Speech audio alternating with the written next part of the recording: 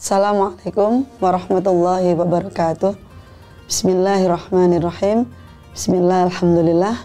Wassalatu wassalamu ala rasulillah wa ala alihi wa sahbihi wa mawalah. Wala hawla wala quwata illa billah. Pemirsa Sangaji TV yang saya muliakan, puji syukur kehadirat Allah Subhanahu wa ta'ala yang telah menganugerahi kita kesehatan, kesempatan, dan juga berbagai kenikmatan dari sejak awal kita dilahirkan orang tua kita hingga saat ini. Tidak pernah terhenti, kita selalu senantiasa bersyukur atas semua nikmat darinya. Sholawat dan salam senantiasa kita sanjungkan kehadirat Nabi besar Muhammad Sallallahu Alaihi Wasallam, karena satu-satunya pemilik hak prerogatif untuk memberi syafaat kepada kita nanti di hari kiamat adalah beliau.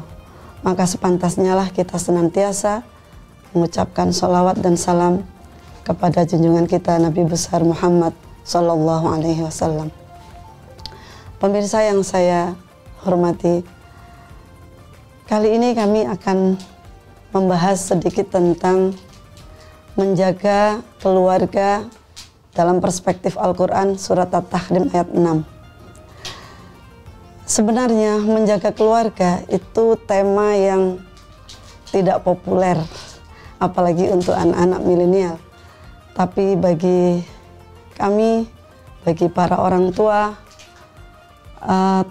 tema menjaga keluarga itu masih sangat relevan sampai kapanpun. Sesuai dengan yang saya sampaikan barusan, bahwa tema kita kali ini adalah eksplorasi terhadap surat At-Tahrim ayat 6 yang berbunyi A'udzubillahi minasyaitonirrajim. Bismillahirrahmanirrahim. Ya ayyuhalladzina amanu qu anfusakum wa ahlikum naro. Wahai orang-orang yang beriman, jagalah dirimu dan keluargamu dari api neraka. Pemirsa sekalian, kita terbiasa membaca Al-Quran karena memang kita bukan orang Arab. Kita selalu mengandalkan terjemahan untuk mengerti apa yang dimaui Allah melalui firman-Nya. Terjemahan Al-Quran yang kita baca, yang ada di sudut lemari rumah kita, kebanyakan menerjemahkan ayat ini seperti yang barusan kami sebutkan. Wahai orang-orang yang beriman, jagalah dirimu dan keluargamu dari api neraka. Kemajuan teknologi yang demikian pesat, derasnya arus informasi yang secara masif masuk ke ruang-ruang kita, ruang rumah kita, itu membuat hampir tidak ada anak-anak kita atau generasi muda yang ketinggalan informasi, sehingga mereka punya banyak perspektif di dalam memahami ayat Al-Quran. Terminologi naro di sini yang diartikan oleh Al-Quran terjemahan sebagai api neraka, itu akan disikapi oleh anak-anak muda sekarang bahwa jagalah dirimu dan keluargamu dari api neraka. Neraka itu kan masih jauh. Pemahaman kita terhadap surga dan neraka adalah itu adalah dua tempat yang baru akan kita temui nanti pasca kematian. Sehingga anak-anak muda, mungkin juga kita yang sudah tua, sudah dewasa, akan berpikir, berarti menjaga diri dan keluarga kita dari api neraka, neraka masih jauh gitu. Sekarang saya umurnya baru 17 tahun. Sekarang saya umurnya baru 20 tahun. Untuk ke neraka masih jauh gitu misalnya. Sehingga terjemahan ini menurut saya, hemat saya, itu akan secara tidak langsung akan membawa kepada sikap lalai, bukan lalai, kalau orang Jawa mengatakan tuh ngenteng-ngenteng neraka masih jauh ini, saya masih punya banyak waktu untuk melakukan kebaikan. Tapi dalam perspektif kitab tafsir yang beberapa kali juga mungkin pemirsa sudah membaca di At-Tabari, mungkin ada yang pernah berinteraksi dengan Al-Alusi, Imam Al-Alusi.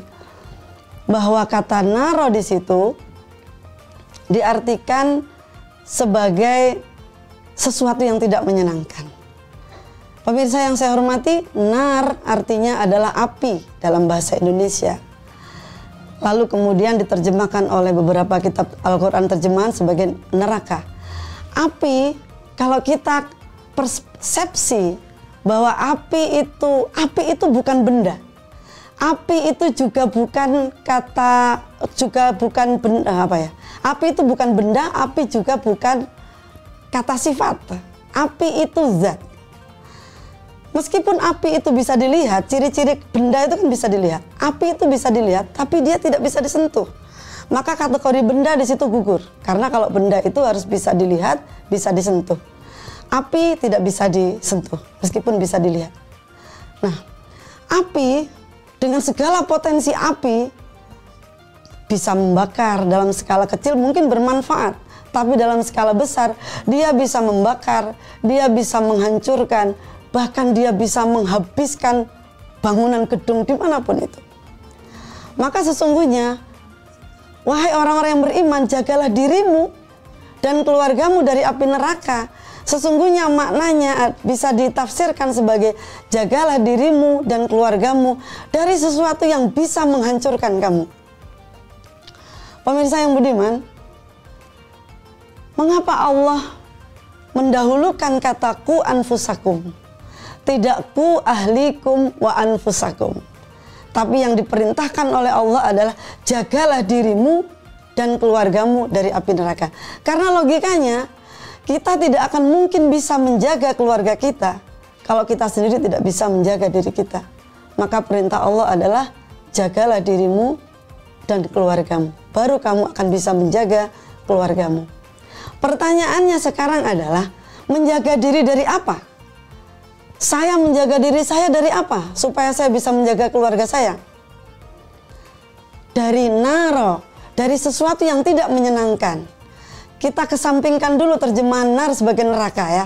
Karena pasti itu semua sudah difahami oleh, sudah umum difahami bahwa kita semua ingin terhindar dari api neraka. Tapi untuk konteks kekinian ketika kita hidup di dunia, nar kita terjemahkan sebagai sesuatu yang tidak menyenangkan. Nar kita terjemahkan sebagai sesuatu yang bisa menghancurkan. Maka ayat ini bunyinya, jagalah dirimu, menjaga diri dari sesuatu yang bisa menghancurkan kamu. Jagalah dirimu dan keluargamu dari sesuatu yang bisa menghanguskan kamu kalau kita artikan nar itu sebagai api. Nah, bagaimana menjaga diri kita? Pemirsa yang budiman, mungkin di antara pemirsa ada yang sudah paham sekali bahasa Arab, ada yang sudah expert, ada yang sudah atau sedang belajar bahasa Arab. Terminologi ku anfusakum di situ, jagalah dirimu, kum di situ domir untuk laki-laki. Kum itu dalam bahasa Arab adalah kamu laki-laki, jumlahnya banyak. Jadi seolah-olah Allah memerintahkan kamu laki-laki untuk menjaga dirimu dan menjaga keluargamu dari api neraka. Tapi sesungguhnya kum di situ tidak hanya spesifik untuk laki-laki. Kita perempuan juga, karena kalau kita pemahamannya bahwa kum itu untuk laki-laki, maka kita perempuan, yang khitab dari firman Allah ini laki-laki, saya perempuan, nggak ada urusan, seperti itu. Maka saya tidak perlu menjaga diri saya dan keluarga saya, karena saya perempuan. Nah, di dalam bahasa Arab, domir kum yang khitabnya itu untuk untuk semua jenis kelamin laki perempuan itu, kalau kita mengucapkan assalamualaikum, bukan berarti pemirsa yang saya hadapi hanya laki-laki, tapi juga ada perempuan. Jadi domir kum di situ sama juga mungkin ketika Bapak Ibu pemirsa membaca Al-Quran, di mana di situ disebutkan bahwa Allah itu diganti dengan domir huwa, itu bukan berarti Allah laki-laki. Ketika kita di Al-Quran juga ada ayat yang menyebut Allah itu pakai kata anta. Anta itu juga bukan berarti Allah itu kamu laki-laki gitu. Tidak seperti itu. Tapi demikian juga dengan domir kum, ku anfusakum, di sini khitabnya adalah semua umat manusia. Lalu kum di sini siapa yang dituju oleh domir kum ini? Apakah laki-laki dewasa? Apakah perempuan dewasa saja? Ataukah kita perempuan secara umum makhluk Allah yang berjenis kelamin laki-laki dan perempuan yang disasar oleh dhamir kum ini? Jawabannya adalah iya. Kalau kita adalah perempuan atau seorang istri, maka seorang istri diseru oleh Allah, ku anfusakum, jagalah dirimu wahai para istri dan keluargamu. Kalau kamu adalah seorang suami, maka dhamir ku anfusakum, jagalah kamu wahai laki-laki, wahai suami, lalu kamu akan bisa menjaga istrimu, keluargamu. Kalau kum di sini yang disasar adalah kamu laki-laki yang masih single atau kamu perempuan yang masih single, jagalah dirimu, lalu kamu akan bisa menjaga keluargamu. Siapa keluarga kamu bagi yang masih single? Keluarga kamu adalah ayah, ibumu, adik, kakakmu. Itu adalah keluargamu.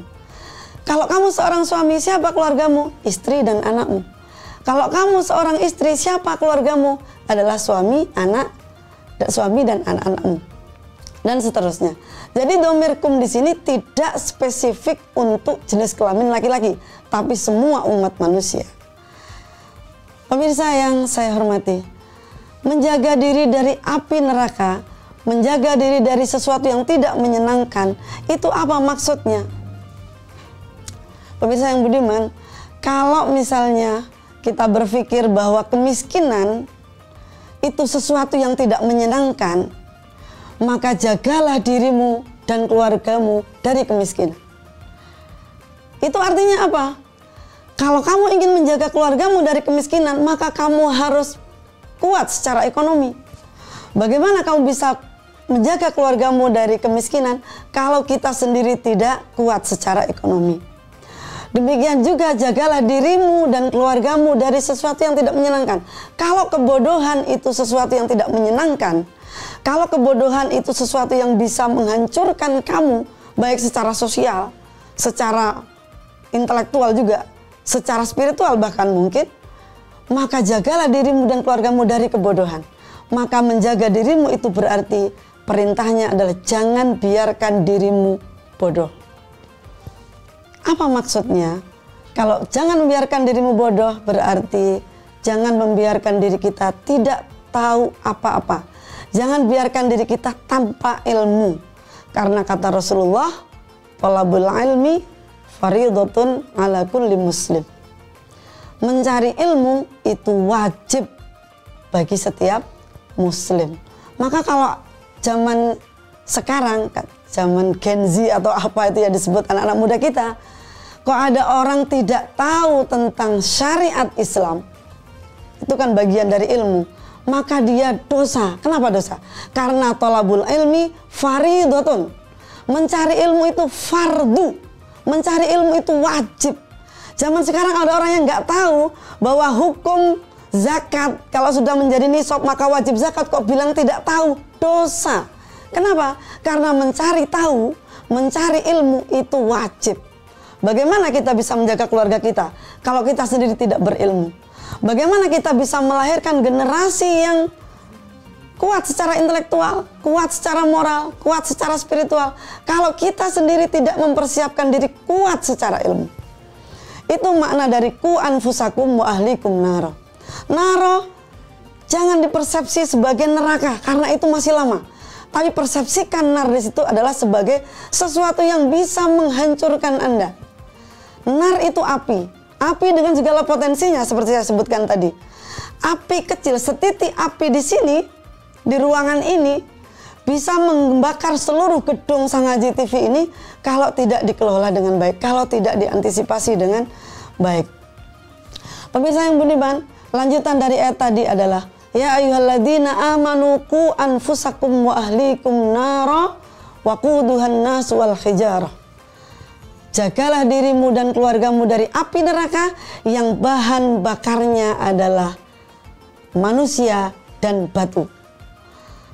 Pemirsa yang budiman, kalau kita kembali ke penafsiran yang saya sebutkan barusan, bahwa menjaga kamu dan keluargamu dari sesuatu yang tidak menyenangkan, dari neraka, dari api yang bahan bakarnya itu adalah manusia dan batu, kita bisa tarik benang merah bahwa Jagalah dirimu dan keluargamu dari sesuatu yang tidak menyenangkan, dari sesuatu yang bisa menghancurkan kamu, yang itu bahan bakarnya kita persepsikan penyebabnya adalah manusia dan batu. Manusia dan batu. Batu itu adalah representasi dari materi yang bisa menghancurkan kita dan keluarga kita. Itu bisa saudara kita sesama manusia, bisa juga materi. Pemirsa yang budiman, ayo kita refleksi, kita introspeksi diri. Kita membaca berita di televisi, membaca berita di koran, betapa banyak keluarga atau orang-orang besar yang jatuh karena materi. Betapa banyak keluarga kita yang menjadi terhina karena hasutan dari sesama manusia. Inilah kontekstualisasi dari ayat tadi. Jagalah dirimu dan keluargamu dari sesuatu yang menghancurkan kamu, yang itu disebabkan oleh manusia dan juga materi. Pemirsa yang budiman, saya kira tidak ada manusia yang tidak butuh materi, dan tidak ada manusia yang tidak butuh pada manusia yang lain. Maka itulah pentingnya kita menjaga diri. Yang utama adalah menjaga diri kita sendiri dulu. Kuatkan diri kita. Kuat secara apa? Secara ilmu. Kuat secara materi. Kuat secara spiritual. Karena tiga-tiganya itu lemah. Misalnya di antara kita ada yang lemah secara spiritual, kuat secara ekonomi, kuat secara ilmu, tapi lemah secara spiritual, maka kita tidak ada mulia-mulianya di hadapan Allah. Kita kuat secara ekonomi, kita kuat secara ilmu, kita kuat secara spiritual, itulah harapan kita. Itulah yang disasar, yang dituju oleh ayat ini, bahwa memang yang diharapkan ketiga-tiganya ini bisa menjaga diri kita dan keluarga kita dari kehancuran, dari sesuatu yang bisa menghancurkan, yang penyebab kehancuran itu bisa datang dari sesama manusia dan juga bisa datang dari materi. Pemirsa yang budiman, demikian yang bisa saya sampaikan. Mohon dimaafkan kalau ada kata-kata yang tidak berkenan. Usikum wa nafsi bitaqwallah. Wallahul muwaffiq ila aqwamit thoriq. Wassalamualaikum warahmatullahi wabarakatuh.